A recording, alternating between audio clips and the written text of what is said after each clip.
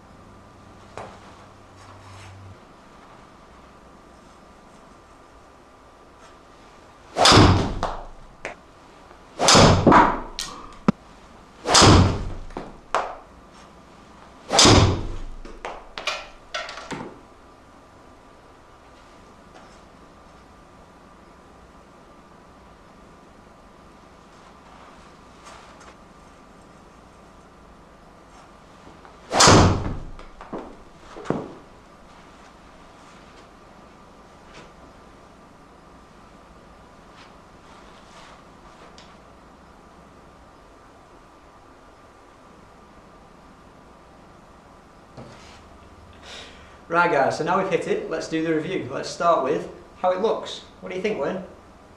Right, my opinion with Titleist clubs or drivers in general is they don't really change the appearance of it. They always seem to be black and kind of boring.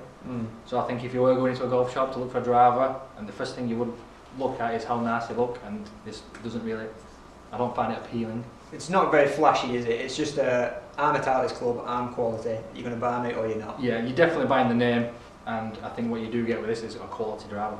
Yeah, I think so as well, yeah. But how did it feel for you, Wayne? It felt really nice. Surprisingly, I hit it really well, and I've played golf with people in the past and they've kind of put me off buying Titleist clubs. They've said they're difficult drivers to hit, they're not very forgiving, and although this is designed for a better player, I find it quite easy to hit. Yeah, I felt like it was quite a solid club. It felt quite heavy when I was hitting it, but for me, I think that sort of kept it on plane, kept my swing in the right area so I wasn't waggling about and stuff like that. Yeah. So I think the quality or the build of it, it works for me. Yeah, I did like the feeling of hitting this more than my Cobra, actually. Yeah. Shall we have a look at the numbers and see? Yeah, we'll take a look at the data and compare them both. So guys, we're going to take a quick look at these numbers. If we start off with the club head speed and the ball speed, we'll see that my Cobra was slightly faster. And if we take a look at the carrying total distance, we can see that it's very, very similar. My total distance with the Titleist was a bit further, even though my carry was slightly less. I did find it was an easier club to hit. It was more consistent. I hit it on a very similar line, more than my Cobra. One of the standout numbers that we are seeing is the spin rate. It is a lot less, and I think that's where the distance is coming from.